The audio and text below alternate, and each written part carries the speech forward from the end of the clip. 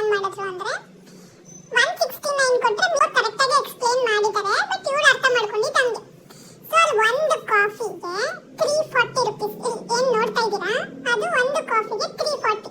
So meal ಏನಿದೆ ಅದು separate charges. So ಅದೆರಡು